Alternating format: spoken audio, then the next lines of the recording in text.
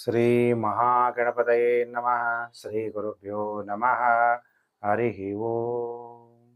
ಓಂ ನಮಃ ಶಿವಾಯ. ಗುರು ಬ್ರಹ್ಮ ಗುರು ವಿಷ್ಣು ಗುರುದೇವೋ ಮಹೇಶ್ವರ ಗುರು ಸಾಕ್ಷಾತ್ ಪರಬ್ರಹ್ಮ ತಸ್ಮೈ ಶ್ರೀ ಗುರುವೇ ನಮಃ. ಓಂ ಶ್ರೀ ಗುರುಭ್ಯೋ ನಮಃ.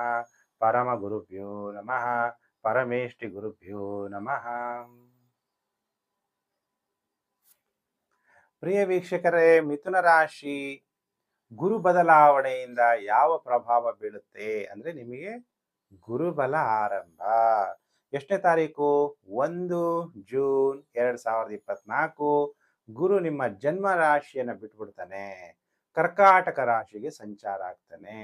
ಈಗ ಮಿಥುನ ರಾಶಿಯವರಿಗೆ ಗುರು ಎಷ್ಟನೇ ಮನೆ ಅಧಿಪತಿ ಅಂದಾಗ 7ನೇ ಮನೆ ಅಧಿಪತಿ ಮತ್ತು 10ನೇ ಮನೆ ಅಧಿಪತಿ.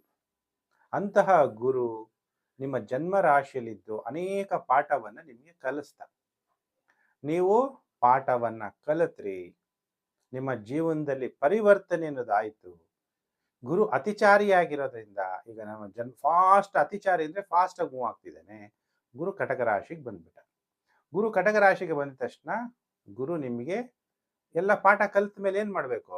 ಲಾಸ್ಟ್ಗೆ ನಿಮಗೆ ಒಳ್ಳೆ ಫಲ ಕೊಡಬೇಕು. ದೇವರು ಎಲ್ಲಾ ವಿದ್ಯೆಯನ್ನ ಕಲಿಸ್ತಾನೆ. ಎಲ್ಲ ಜೀವನದಲ್ಲಿ ಕಲಿತೀರಾ, ಕಲಿತ ಮೇಲೆ ಒಂದು IAS ಪಾಸ್ ಆದಮೇಲೆ ಒಂದು ಅಧಿಕಾರ ಅನ್ನೋದು ಪ್ರಾಪ್ತಿಯಾಗುತ್ತೆ. IPS ಆಗಿರ್ಬೋದು, ಒಂದು ಇಂಜಿನಿಯರ್ ಆಗಿರ್ಬೋದು, ಒಂದು ಡಾಕ್ಟರ್ ಆಗಿರ್ಬೋದು ಅಲ್ವಾ. ಕಷ್ಟಪಡಬೇಕು, ಸರ್ಜರಿ ಮಾಡಬೇಕು. ಡಾಕ್ಟರ್ಗಳಿಗೆ ಏನು ಸುಮ್ಮನೆ ಡಾಕ್ಟರ್ ಆಗ್ತಾರಾ? ಹೆಣವನ್ನ ನೋಡಬೇಕು, ಹಾರ್ಟ್ ಹೆಂಗಿದೆ, ಕಣ್ಣುಗಳು ಹೆಂಗಿದೆ, ಹೆಂಗೆ ಆಪರೇಷನ್ ಮಾಡಬೇಕು, ಆ ಟೈಮಲ್ಲಿ ಕಷ್ಟ ಇರುತ್ತೆ ಅಲ್ವಾ. ನೀವೆಷ್ಟೋ ಕಷ್ಟ ಅನುಭವಿಸ್ಬಿಟ್ರಿ ಅಲ್ವಾ. 12 ವರ್ಷದ ಹಿಂದೆನೂ ಕಷ್ಟ ಅನುಭವಿಸ್ತ್ರಿ, ಈಗ ಒಂದು 6 ತಿಂಗಳು ಮುಂಚೆನೋ ನಿಮ್ಮ ಜನ್ಮ ರಾಶಿಯಲ್ಲಿ ಗುರು ಇದ್ದಾಗೆಲ್ಲ ಕಷ್ಟ ಅನುಭವಿಸ್ತ್ರಿ. ಈಗಾದ್ರೂ ಒಳ್ಳೇದಾಗುತ್ತಾ ಅಂತ ಕಾಯ್ತಾ ಇದ್ದೀರಾ. ಖಂಡಿತ ನಿಮಗೆ ಒಳ್ಳೆ ಫಲ ಪ್ರಾಪ್ತಿಯಾಗುತ್ತೆ. ಹಾಗಾದರೆ ಗುರು ನಿಮ್ಮ ಜನ್ಮ ರಾಶಿನ ಬಿಟ್ಟು ಕರ್ಕಾಟಕ ರಾಶಿಗೆ ಬಂದಾಗ ಯಮುನಾ ನದಿಗೆ ಹೋಗಿ ಯಮುನಾ ನದಿ ಸ್ನಾನ ಮಾಡಿ, ಅಲ್ಲಿಂದ ನೀರು ತರಿಸ್ಕೊಂಡಾದ್ರೂ ಸ್ನಾನ ಮಾಡಿ. ಪುಷ್ಕರಾಂಶ ಅಂತೀವಿ, ಕಾಯ್ತಾ ಇರ್ತೀವಿ. 12 ವರ್ಷಕ್ಕೊಂದ್ಸಲ ಗುರು ರಾಶಿ ಪರಿವರ್ತನೆ ಆಗೋದ್ರಿಂದ ಬಹಳ ಇಷ್ಟು ಒಳ್ಳೆ ಟೈಮಲ್ಲಿ ನೀವು ಯಮುನಾ ನದಿ ಸ್ನಾನ ಮಾಡಿದ್ರೆ ತುಂಬ ಒಳ್ಳೆಯದು. ತುಂಬ ಕಷ್ಟ ಗುರುಜಿ, ಆಲ್ಟರ್ನೇಟಿವ್ ಹೇಳಿ ಅಂದರೆ ಆಲ್ಟರ್ನೇಟಿವ್ ಇಲ್ಲ, ಅದೇ ಮಾಡಬೇಕು. ಆಗದೆ ಇರೋರು ಏನು ಮಾಡೋಕ್ಕಾಗುತ್ತೆ? ನದಿ ಸ್ನಾನ ಮಾಡಬೇಕಷ್ಟೆ. ನಿಜವಾಗ್ಲೂ ಈ ಟೈಮಲ್ಲಿ ನೀವು ನದಿ ಸ್ನಾನ ಮಾಡಬೇಕಾಗಿರೋದು ಯಮುನಾ ನದಿ ಸ್ನಾನವನ್ನು ಮಾಡಬೇಕು ಮಿಥುನ ರಾಶಿ ಜಾತಕರು. ಹಾಗಾದ್ರೆ ಗುರು ಹುಚ್ಚನಾಗ್ಬಿಡ್ತಾನಲ್ಲ ಗುರುಜಿ, ಏನೇನೋ ಒಳ್ಳೆ ಫಲ ಕೊಡ್ತಾನೆ ಅಂದಾಗ ಮಿಥುನ ರಾಶಿಯವರಿಗೆ 7ನೇ ಮನೆ ಅಧಿಪತಿ 2ನೇ ಮನೆಗೆ ಬಂದಾಗ ಮಾರಕ ಅಲ್ವಾ ಅಂತ ನೀವು ತಿಳ್ಕೊಂತೀರಿ. ಅತಿ ಮಾರಕನೇ. ಆದ್ರೆ ನಿಮ್ಮ ಜೀವನದಲ್ಲಿ ಈಗ ಪರಿವರ್ತನೆ ಮಾಡ್ಬಿಟ್ಟಿದ್ದಾನಲ್ಲ, ನಿಮ್ಮಲ್ಲಿ ಎಷ್ಟೋ ಪರಿವರ್ತನೆ ಆಗೋಗಿದೆ. ನಿಮ್ಮ ಜೀವನದಲ್ಲಿ ಅನೇಕ ವಿಷಯಗಳು ತಿಳ್ಕೊಂಡಿದ್ದೀರಿ. ಅವಾಗ ವಿವಾಹ ಆದ್ರೆ ನಿಮ್ಮ ಸಂಗಾತಿಯಿಂದನೂ ಧನ ಪ್ರಾಪ್ತಿಯಾಗುತ್ತೆ. ಗುರು ದ್ವಿತೀಯ ಭಾವದಲ್ಲಿದ್ದಾಗ, ಗುರು ಅಂದ್ರೆ ಏನು? ಎಕ್ಸ್ಟೆನ್ಷನ್ ಮಾಡುವಂಥದ್ದು. ಬೃಹಸ್ಪತಿ ಗ್ರಹಗಳಲ್ಲೇ ಬಹಳ ದೊಡ್ಡ ಗ್ರಹ. ದ್ವಿತೀಯ ಮನೆ ಬಂದಾಗ ಧನಾಭಿವೃದ್ಧಿ, ಯಾಕಂದ್ರೆ ಧನಭಾವ 2ನೇ ಮನೆ. ಚಂದ್ರನ ರಾಶಿಯಿಂದ 2ನೇ ಮನೆ ಧನಾಭಿವೃದ್ಧಿ ಆಗುತ್ತೆ. ಧನಮೂಲಂ ಇದನ್ ಜಗತ್. ಧನವನ್ನ ಸಂಗ್ರಹಿಸ್ತೀರಿ. ಕಷ್ಟ ಟೈಮ್ ನೋಡಿ, ಟೈಮೇ ಚೆನ್ನಾಗಿರ್ಲಿಲ್ಲ, ದುಡ್ಡು ಕೂಡ ಹಾಕಿದ್ರೆ ಯೂಸ್ ಮಾಡ್ಕೊಳಕ್ಕಾಗತ್ತಾ?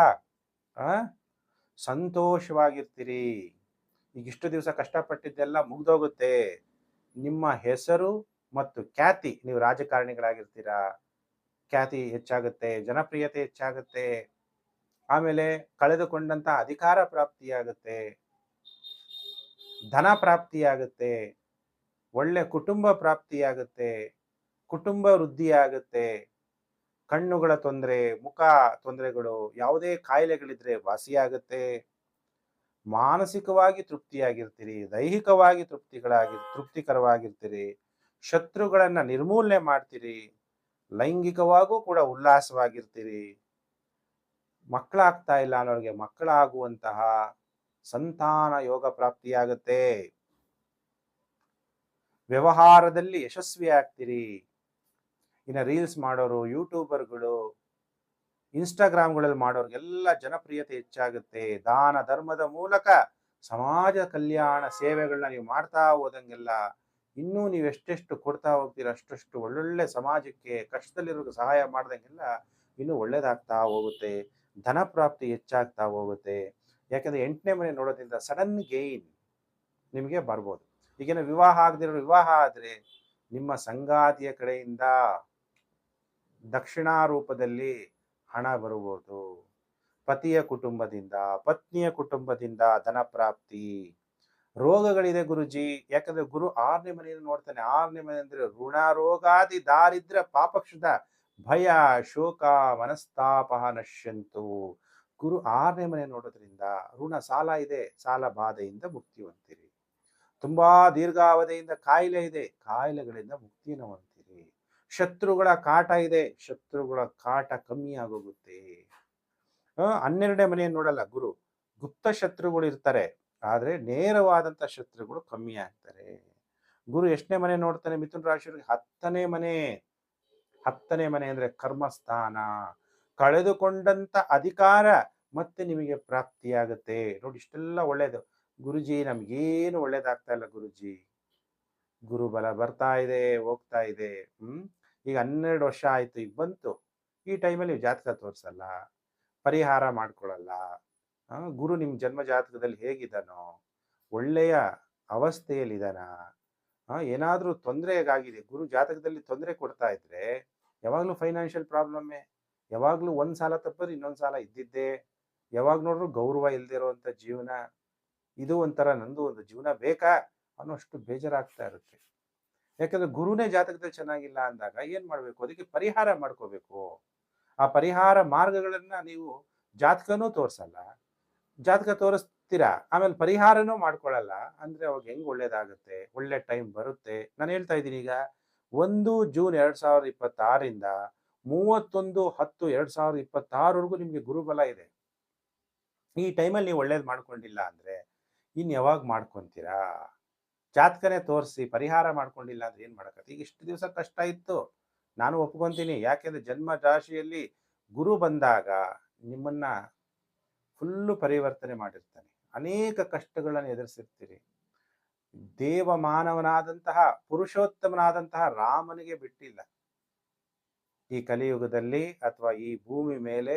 ತ್ರೇತಾಯುಗ ಇರ್ಬೋದು, ದ್ವಾಪರ ಯುಗ ಇರ್ಬೋದು, ಯಾವ ದೇವತೆಗಳು ಹುಟ್ಟಿದ್ರು ಈ ಗ್ರಹಗಳ ಅಂಡರ್ ಕಂಟ್ರೋಲ್ ಅಲ್ಲಿ ಬರಲೇಬೇಕಾಗುತ್ತೆ. ಗುರು ಜನ್ಮರಾಶಿಗೆ ಯಾಕೆ ಬಂದ? ಜನ್ಮರಾಶಿಗೆ ಬಂದಾಗ ರಾಮ ಕಾಡಿಗೆ ಹೋಗ್ಬಿಟ್ಟ, ಅದರಿಂದ ರಾಮಾಯಣ ನಡೀತು, ಅವನ ಹೆಸರು ಪ್ರಸಿದ್ಧಿ ಆಯಿತು. ಕಷ್ಟ ಬರೋದು ಒಳ್ಳೇದಕ್ಕೆ. ಈಗ ಸುಖದ ಟೈಮ್ ಬಂತಾ ಇದೆ, ಕಷ್ಟ ಎಲ್ಲ ಮುಗೀತು, ಇನ್ನು ಮೇಲಾದರೂ ಒಳ್ಳೇದಾಗ್ತಾ ಬರುತ್ತೆ. ಇನ್ನೂ ಒಳ್ಳೇದಾಗ್ತಿಲ್ಲ ಅಂದಾಗ ಅದಕ್ಕಿಂತ ಮುಂಚೆನೆ ಬುದ್ಧಿವಂತರಾದ್ರೆ ಜಾತಕ ತೋರಿಸಿ ಪರಿಹಾರ ಮಾಡ್ಕೊಂತೀವಿ. ಇದು ನಿಮ್ಮ ಜಾತಕದಲ್ಲೇ ಚೆನ್ನಾಗಿದ್ರೆ ಗುರು, ನೀವು ಜಾತಕ ತೋರಿಸೋ ಅವಶ್ಯಕತೆನೇ ಇಲ್ಲ. ನಿಮಗೆ ಗುರು ಒಳ್ಳೇದು ಮಾಡ್ತಾ ಹೋಗ್ತಾನೆ. ಯಾವ ಮನೆ ಆಕ್ಟಿವೇಟ್ ಆಗೋಗುತ್ತೆ? ನಿಮ್ಮ ಸಪ್ತಮಾಧಿಪತಿ, ನಿಮ್ಮ ಮಿಥುನ ರಾಶಿಯವರಿಗೆ 6ನೇ ಮನೆ ಅಧಿಪತಿ, 6, 8, 2, 10 ಈ 4 ಮನೆ ಆಕ್ಟಿವೇಟ್ ಆಗುತ್ತೆ. ಗುರುಗೆ ಸ್ಪೆಷಲ್ ದೃಷ್ಟಿ ಇದೆ. ಗುರು ನೋಡಿದ್ರೆ ಒಳ್ಳೇದಾಗ್ಬಿಡುತ್ತೆ, ಶನಿ ನೋಡಿದ್ರೆ ಕೆಟ್ಟದಾಗುತ್ತೆ. ಗುರು ಯಾವ ಮನೆ ನೋಡ್ತಾನೆ? 8ನೇ ಮನೆ ನೋಡ್ತಾನೆ. ಮತ್ತೆ ಗುರು ಯಾವ ಮನೆ ನೋಡ್ತಾನೆ? 10ನೇ ಮನೆಯನ್ನು ನೋಡ್ತಾನೆ. ಅಧಿಕಾರ ಕರ್ಮಭಾವ ಅಂತೀವಿ 10ನೇ ಮನೆ. ಅಧಿಕಾರವನ್ನ ಕೊಡಿಸ್ಲೇಬೇಕು, ಕೊಡಿಸ್ತಾನೆ. ಪ್ರೊಫೆಷನಲ್ ಸ್ಟೇಟಸ್ ನಿಮಗೆ ಮತ್ತೆ ಪ್ರಾಪ್ತಿಯಾಗುತ್ತೆ. ತಂದೆಯ ಪಿತ್ರಾರ್ಜಿತ ಆಸ್ತಿಗಳೇನ ನಿಂತೋಗಿದ್ರೆ ಅದು ಮತ್ತೆ ನಿಮ್ಗೆ ವಾಪಸ್ ಬರುತ್ತೆ. ಸರ್ಕಾರದ ಎಲ್ಲಾ ಕೆಲಸ ಕಾರ್ಯಗಳು ಈಡೇರುತ್ತೆ. ನೋಡಿ ಇಷ್ಟೆಲ್ಲ ಶುಭ ಫಲಗಳು ಈಗ ಮಿಥುನ ರಾಶಿಯವರಿಗೆ ಪ್ರಾಪ್ತಿಯಾಗುತ್ತೆ. ಹಾಗಾದ್ರೆ ಮಿಥುನ ರಾಶಿ ಜಾತಕರು ಏನು ಪರಿಹಾರವನ್ನ ಮಾಡಬೇಕು? ದೇವರ ದೇವ ಮಹಾದೇವನನ್ನ ಓಂ ಮಹಾದೇವಾಯ ನಮಃ. ಶಿವನಿಗೆ ಅವನು ಅಭಿಷೇಕ ಪ್ರಿಯ, ಅದಕ್ಕೆ ಶಿವನಿಗೆ ಪಂಚಾಮೃತ ಅಭಿಷೇಕವನ್ನು ಮಾಡಿಸಿ ಖಂಡಿತ ಒಳ್ಳೆಯದಾಗುತ್ತೆ. ಪ್ರಿಯ ವೀಕ್ಷಕರೇ, Facebook, WhatsApp group, Telegram group ಎಲ್ಲೆಲ್ಲಿದ್ದೀರಾ ಅಲ್ಲೆಲ್ಲ ವಿಡಿಯೋವನ್ನು ನೀವು ಶೇರ್ ಮಾಡ್ತಾ ಇದ್ದೀರಾ. ನಿಮ್ಮೆಲ್ಲರಿಗೂ ಕೂಡ ಧನ್ಯವಾದಗಳು. ಶೇರ್ ಮಾಡಿ ಎಲ್ಲರಿಗೂ ಕೂಡ ಗೊತ್ತಾಗಲಿ ಜ್ಯೋತಿಷ್ಯ ವಿಚಾರ, ಬೆಳಕು ಗೊತ್ತಾಗಲಿ. ದೀಪ ಕತ್ತಲಲ್ಲಿ ಒಂದು ದೀಪ ಹಚ್ಚಿದ್ರೆ ಏನಾಗುತ್ತೆ? ಬೆಳಕು ಎಲ್ಲ ಕಾಣುತ್ತೆ. ಹಾಗೆ ನೀವು ಶೇರ್ ಮಾಡಿದಷ್ಟು ಅನೇಕ ಜನಗಳಿಗೆ ಫಲ ಪ್ರಾಪ್ತಿಯಾಗುತ್ತೆ. ಸಬ್ಸ್ಕ್ರೈಬ್ ಮಾಡ್ಕೊಳ್ಳಿ, ನೀವೆಲ್ಲೆಲ್ಲೋ ಅಲ್ಲಿ ನೋಡಿದ್ದೆ ಚಾನಲ್ಲು, ಈ ಚಾನಲಲ್ಲಿ ನೋಡಿದ್ದೆ ಗುರೂಜಿ, ಅವ್ರು ಹಂಗೆ ಹೇಳಿದ್ರು, ಇವ್ರು ಹಂಗೆ ಹೇಳಿದ್ರು, ಇವ್ರು ಹೀಗೆ ಹೇಳಿದ್ರು. ನಾನು ಸತ್ಯವನ್ನ ಹೇಳಬೇಕು ಹೇಳಿದ್ದೀನಿ. ನಿಮಗೆ ಗುರುಬಲ ಆರಂಭ ಆಗ್ತಾ ಇದೆ. ಪುಷ್ಕರ ಸ್ನಾನ ಮಾಡಬೇಕು ಅನ್ನೋದು ಆಸೆ ಇರೋರು ಯಮುನಾ ನದಿ ಸ್ನಾನವನ್ನು ಮಾಡಿ. ಜಾತಕ ತೋರಿಸಿ ಪರಿಹಾರ ಮಾಡ್ಕೋಬೇಕು ಅನ್ನೋ ಜಾತಕವನ್ನು ಕೂಡ ತೋರಿಸಿ. ನಿಮಗೆಲ್ಲ ಒಳ್ಳೆಯದಾಗಲಿ. ಸಮಸ್ತ ಲೋಕೋ ಸುಖಿನೋ ಭವಂತು. ಪ್ರಿಯ ವೀಕ್ಷಕರೇ, ನಾನು ಮತ್ತೊಂದು ವಿಡಿಯೋದಲ್ಲಿ ಮತ್ತೆ ನಾನು ನಿಮ್ಮನ್ನು ಭೇಟಿ ಮಾಡ್ತೀನಿ. ನಮಸ್ಕಾರ.